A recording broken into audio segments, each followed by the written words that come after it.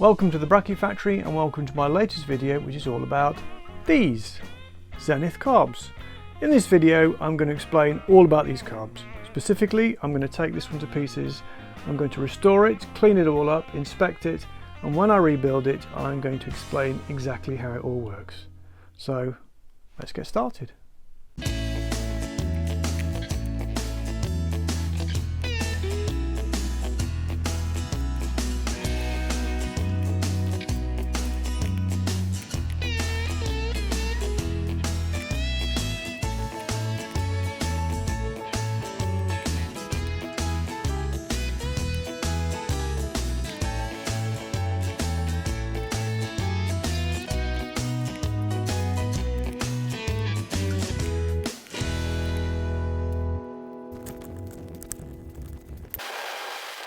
So now back at the bench, and the carb and all of the parts in the carb have been cleaned up and it's looking pretty good. So as you saw, I cleaned it all with petrol first, then I put it in the ultrasonic cleaner, and when it came out the cleaner I sprayed it with WD-40 and just wiped it down. Stops it sort of corroding with all of the hot water and detergent. I left these butterfly valves in and they've come up quite nicely actually. The screws are actually peened over on the inside, so you have to either cut off or drill out that peening. So I decided just to leave it and it's worked out all right. So right, anyway, a bit about this carb. This is actually a 30 VM4, and the reason I know that is because it says 30 VM4 on there. And this carb was actually fitted to the Austin Big 7 and Austin 8, which use the same engine. Now these engines were rated at 8 horsepower, and if we look on here we say it says 8 HP. Now 8 horsepower is not to be confused with the brake horsepower. That's not how much power they developed. It was a sort of nominal taxation calculation, a very simple calculation on horsepower which was used to determine the tax. And the calculation is the bore of the piston, the diameter of the piston, multiplied by the number of pistons divided by 2.5. Now it's an incredibly crude calculation because it doesn't take into account the actual stroke of the piston of the bore. But if you do the calculations for the Austin Big 7, you get 2.235 squared multiplied by 4 divided by 2.5. Now if you look at that number, that is a bit of a weird number, a bore of 2.235 inches, that's inches by the way, but the answer is 7.99. Now that's no coincidence. So it's been built to have a rating of 8 horsepower. So a bit about the history of these carbs. They were introduced in the early 30s, 1932, 1933, and at the time they were considered state of the art really. They're quite sophisticated and simple at the same time, so they became very popular and were fitted to lots of pre-war cars and post-war cars. Austins, Jowetts, all sorts of British cars were fitted with these. Now to explain exactly how these things work. They're quite sophisticated and there are 4 things going on. Firstly is the main circuit. Secondly is the compensation circuit. Thirdly is the low speed and idle circuit. And fourth is the choke or cold start mechanism. So I'm going to talk through all of those one at a time. So I'm going to start off with the main circuit, and that is the main way that the carb is fueled. So this is all your general driving, so it's not cold start, it's not pickup, and it's not tick over. It's just basically driving along at a steady speed. So that is what's used most of the time. So this is the float bowl, and in the bottom of the float bowl you have a jet. Now there are 2 holes in here. It's got no jets in at the moment, but the main jet is the smaller of the 2, and that screws into the bottom of there.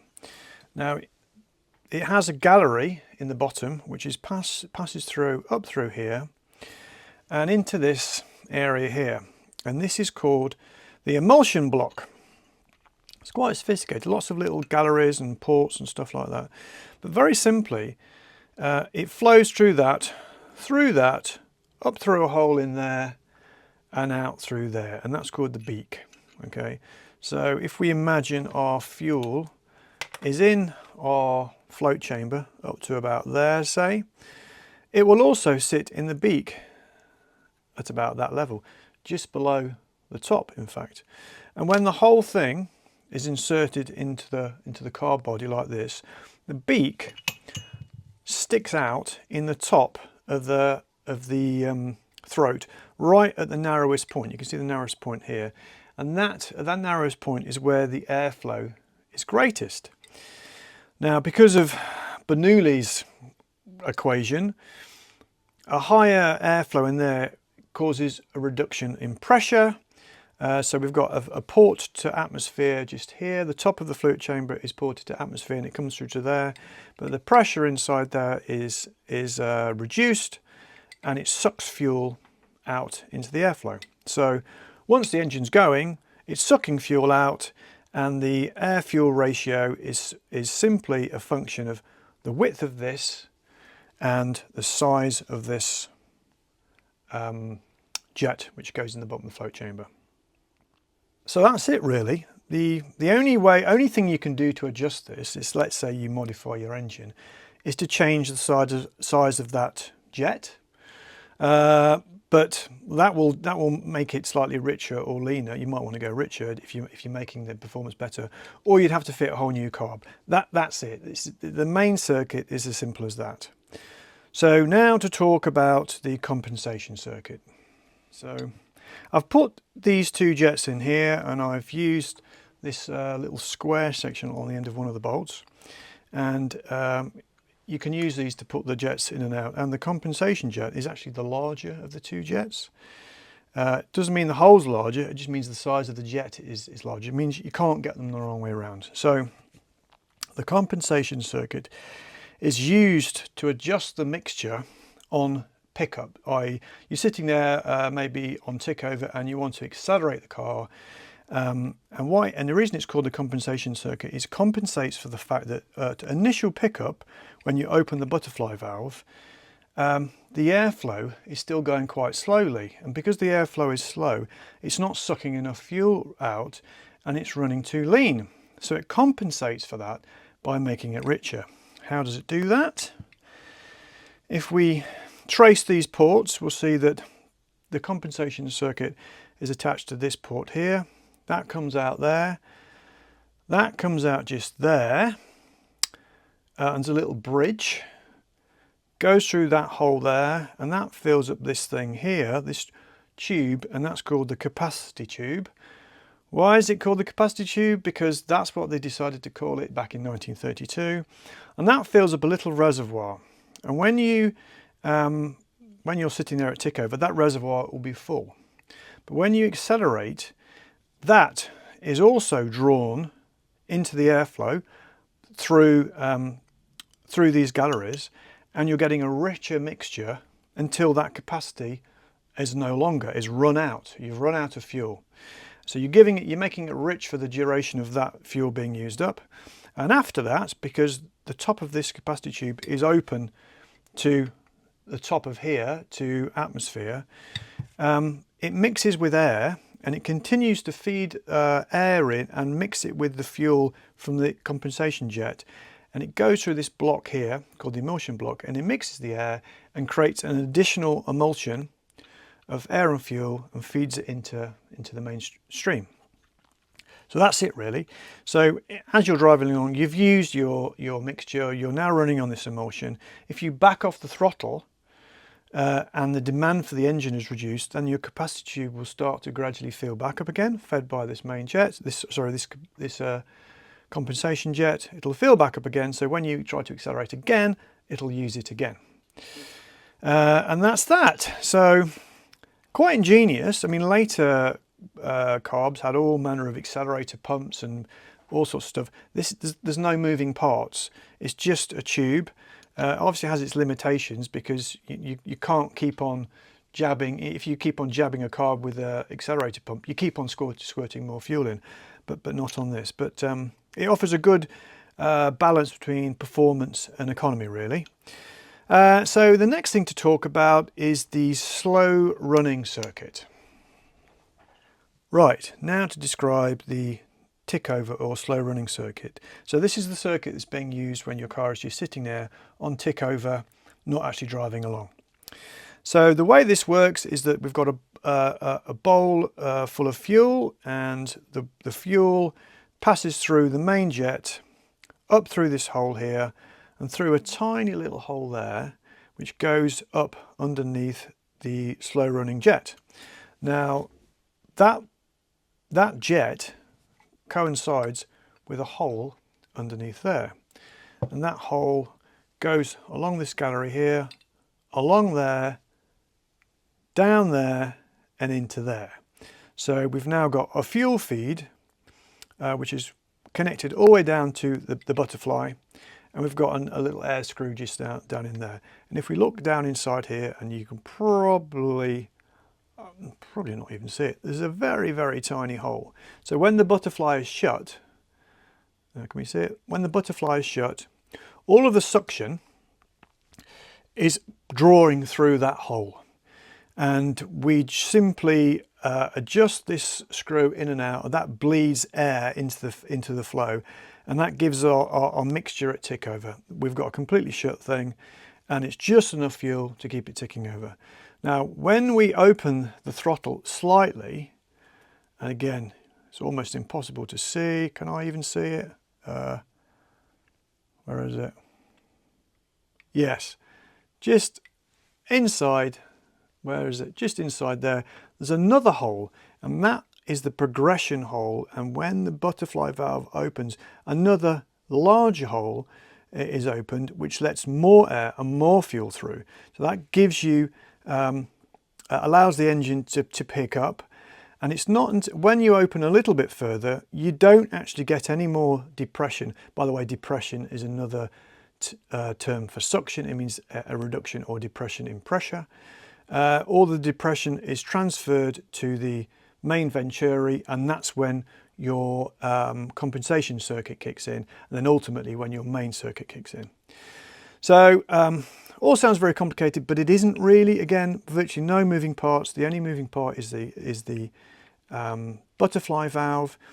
But the one thing to note is that on a lot of modern, well, not modern, a lot of carbs, let's say the SU carb, you don't need a gasket on top of the float bowl. Of course, on this, it's important that you have a very tight seal between that and that. So you do need a gasket. And this is what the gasket looks like. Gasket goes on there just to make sure that you've got a nice seal between the top of your slow running jet and the actual car body itself. If you didn't have a gasket, then your car probably wouldn't even tick over, because it's not getting any fuel. All the air will be leaking out there. So that's the slow running circuit. The final circuit to talk about is the cold start circuit, which we know as the choke. Now finally, for the cold start circuit, or also known as the choke, I need to do a bit of assembling, because there's far more moving parts for the choke than anything else. So I'll start to screw a few bits and bobs together. So I'll start off with this.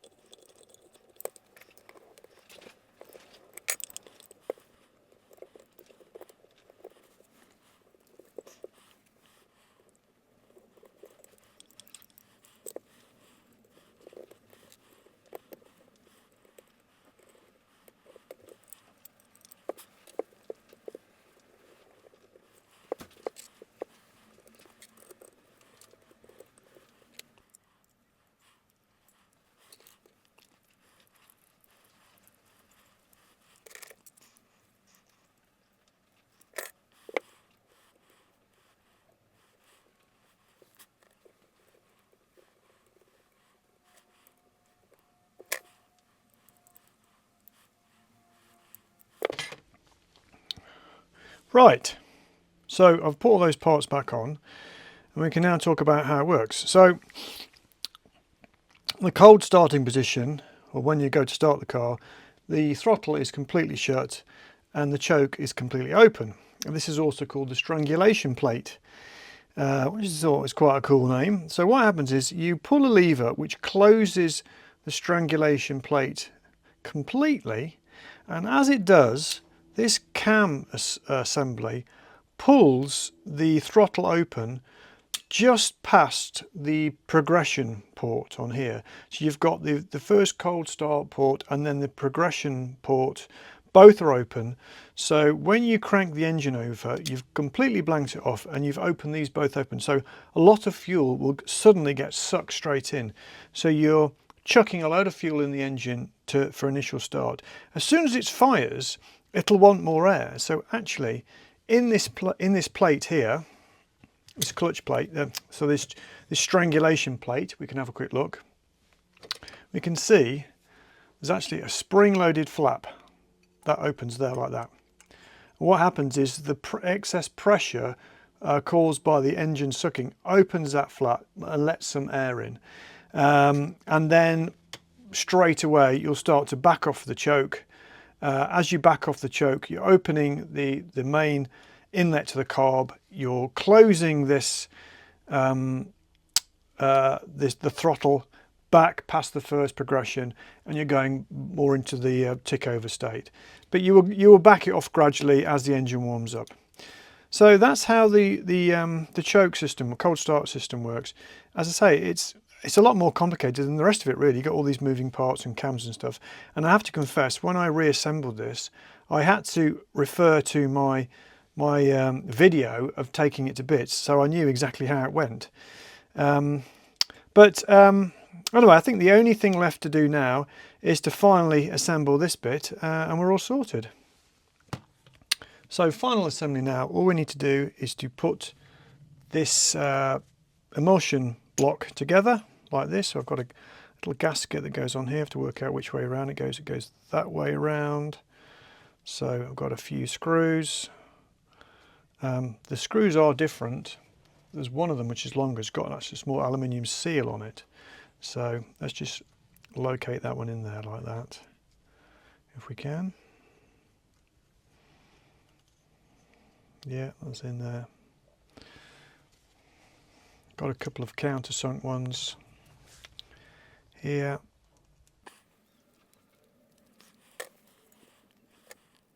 Obviously it's very important to make sure that all of the tiny holes and ports are completely clean and unblocked when you do this.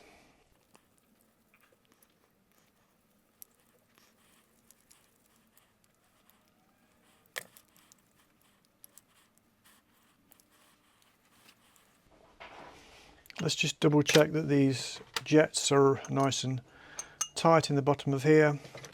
Obviously if they're not tight, then fuel will leak past them. There are fibre washers in there, so we don't want the fuel to leak past them. That wasn't actually even in. There we go. The fuel, we don't want the fuel to leak past them, otherwise there's no point having a specific jet size. Again, we're using the special tool, which is part of on the end of one of the top bolts. Just tighten this one up. Bit tricky.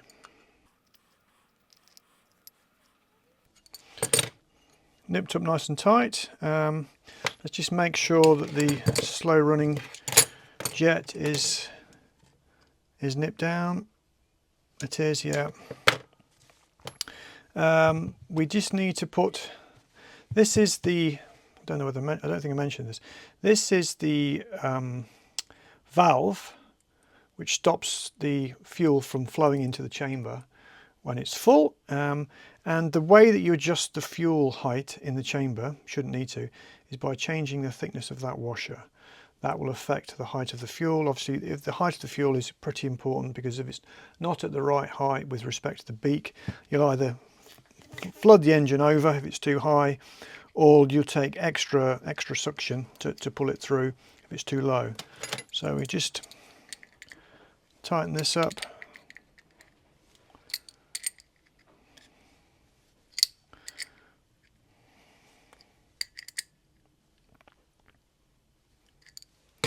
That's nice and tight, or tight enough. And this section simply, well, when we've put the gasket on, of course, I've got these little tiny they're like little mushrooms, and you clip the gasket on such that when it's upside down it doesn't fall off.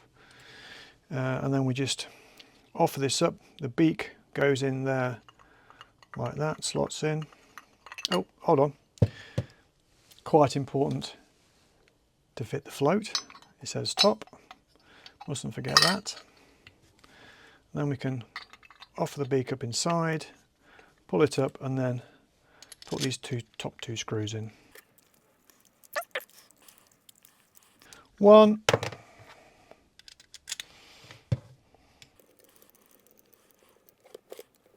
2. That's it. Carb now rebuilt, ready to be put on the car. So before we wind up, I will just quickly talk about another Austin 7 carb, and it's different, but it's the same. So let's just talk about that one. So here we have another Zenith carb, and this is a 26 VA. 26 VA as fitted to Austin 7s. I think they were fitted to the Ruby. So it looks different, but it's kind of the same. So this is a downdraft, this is a side draft. And so if I just whip off this chamber, we can see, apart from the fact it's a bit grotty, we've got the same stuff going on. We've got the 2 main jets in the bottom, pretty grim. Let's have a quick look in there. Oh, pretty grim. Can we see that? Yeah, needs a damn good clean. Same float.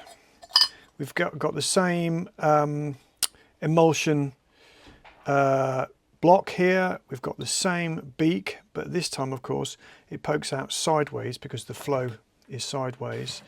We've got the same main jet. Sorry, not main jet. Main jet's in the bottom. Got the same slow running jet, and if we take a look at this, we can see that it corresponds to a hole just here, and this is the air bleed screw for cold running.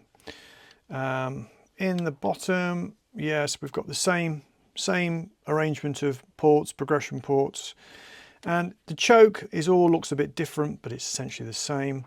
When the choke is pulled, it closes the plate and it lifts this lever very slightly, and this lever opens the throttle past the second progression hole in the side of the car body.